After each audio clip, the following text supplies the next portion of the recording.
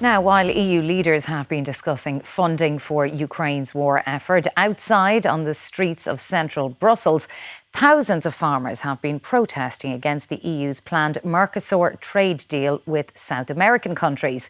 While the protest was mainly peaceful, some farmers lit bonfires and hurled potatoes at riot police, who responded by firing tear gas at them.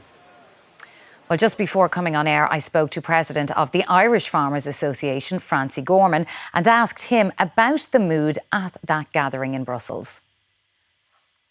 There was almost 10,000 people here today and thousands of tractors.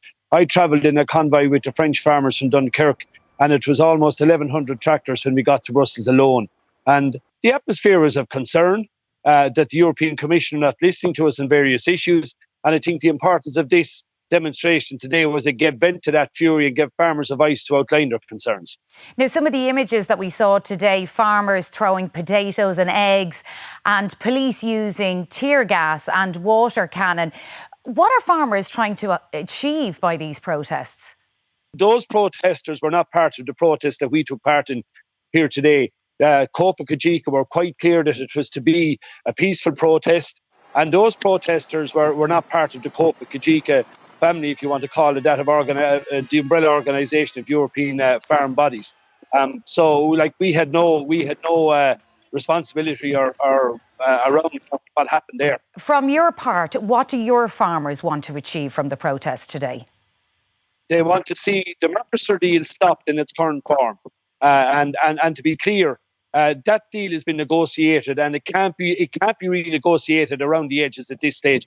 And the only way that we're going to get a fair outcome of it is that this current deal is stopped and they go back to the drawing board and they exclude agriculture from it. And we also want to see a proper budget put in place for the CAP. We want the 22% cut to the agricultural ring fence part of it is completely at odds with the ambition of the Commission when they say they have farmers' backs. And we want to see the way farmers have been regulated out of business and the cost of doing business finally addressed by this Commission, because what they've done up to now is pay lip service to that subject. Francie Gorman, what you're talking about there is fairness and cost, but what about the fairness and cost for consumers? Because at the moment, anybody going in to buy 500 grams of mince is probably paying €7 for it. Don't consumers deserve to have choice and to be able to access cheaper products, particularly dairy and beef? I think that what consumers want is product number one that can stand up to the test that we as European farmers have to pass when we're producing beef in this country. And we showed when ourselves in the Farmers Journal went to Brazil a month ago that those standards do not apply in Brazil, that those controls are not in place. And we had a food recall a fortnight ago which demonstrated that was the case. Beef recall that contained a hormone that was banned in Europe 30 years ago, a cancer-causing hormone. And that beef was served to consumers in Italy. And that is not good enough. Francie Gorman, there was talk that this deal would be signed this weekend. Are you any clearer now about Ireland's position about whether or not that will happen? My understanding is that this deal won't be signed before this weekend, and I think the work that we've done along with the Farmers' Journal in highlighting what was going on in Brazil has certainly raised the temperature in that regard. And I think a lot of people now are really uneasy about where we sit in this.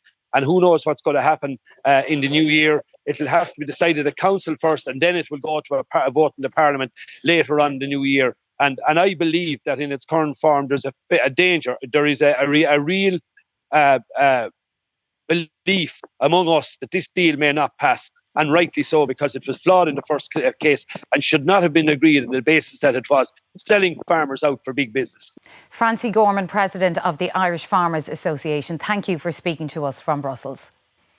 Thank you, Sharon.